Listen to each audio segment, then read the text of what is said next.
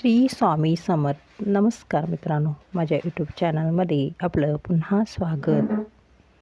यंदा 14 डिसेंबर रोजी शनिवारी दत्त जयंती आहे. त्यानिमित्त गुरुचरित्र पारायणाचा विचार करत असाल पण नियमांना घाबरत असाल तर हे नक्की वाचाच. अंतःकरण असता पवित्र, सदाकाळ वाचावे गुरुचरित्र. कोणतेही आध्यात्मिक कार्य तसेच उपासना, नामस्मरण, नामसंकीर्तन, भजन, पूजन, भक्ती ही त्याविषयी मनात जेव्हा तळमळ निर्माण होईल त्यावेळी कुठलेही शुभसंकेत न पाहता तात्काळ प्रारंभ करावेत. कारण जात्यस्य हि ध्रुवो मृत्युधवं जन्म मृत्युश्च. म्हणूनच एक संत वचन आहे की नाही देहाचा भरवसा, कोण दिवस येईल कैसा. त्यातल्या त्यात आपल्या मनात गुरूंच्या सेवेविषयी तीव्र तळमळ, ओढ आणि नम्रभाव असेल तेव्हा कुठल्याही ग्रंथाचे पारायण केले तरी चालते.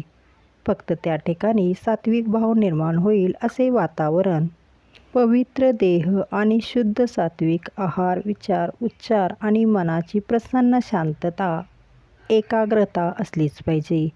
तर त्या पारायणातून परमेश्वराच्या दिव्य लहरी त्या ठिकाणी फिरू लागतात आणि त्यात तेथील सर्वांना उत्साह, प्रेरणा, बुद्धी, ज्ञान, वैराग्य, प्रेम आणि आनंद प्राप्त करून देतात आणि त्या साधकाचा, भक्तांचा गुरूंच्या विषयी सेवामार्गाचा प्रवास प्रारंभ होतो.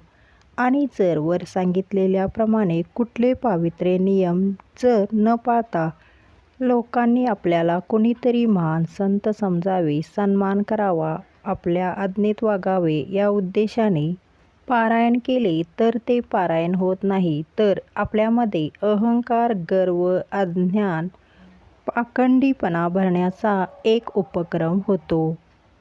पारायण या शब्दाचा अर्थ सदैव रत, तल्लीन, एकनिष्ठ आणि अखंड भक्तीत रममाण होणे असा आहे. आपण जेवायला बसताना आपले जेवणाचे ताट स्वच्छ आहे का हे पाहूनच जेवणाचा खरा आनंद घेतो. आणि जर कसे तरी वातावरण, अपवित्र, अस्वच्छ जागा तसेच अस्वस्थ परिस्थितीत अन्नभक्षण केले तर मन तृप्त होईल का? शरीराला आरोग्य मिळेल का? अशा प्रकारे या शास्त्राचा विचार करून कुठल्याही ग्रंथाचे पारायण करावे. आपल्याला प्रपंच सांभाळून जेवढे शक्य होईल तेवढे नियम पाळावेत. शेवटी नियम कालमानाप्रमाणे बदलत राहतात पण यम कधीच बदलत नाही. हे आपण मित्रांनो प्रारंभी उल्लेख केल्याप्रमाणे जाणून घेतले. शेवटी आपल्याला एकच विनंती, शरीराला क्लेश देऊन आणि दुसऱ्यावर छाप पडावी म्हणून केलेली कुठलीही उपासना, भक्ती ही कधी यशस्वी होत नाही. तर ज्यावेळी जो कोणी परमेश्वराचे नामस्मरण, नामसंकीर्तन, भजन, पूजन, भक्ती, उपासना, चिंतन शुद्ध सात्विक पवित्र भावनेने करतो तीच शुभ घटिका, तेच खरे लग्न म्हणजे शुभ मुहूर्त, तेच सर्व ग्रहांचे बळ मानले जाते.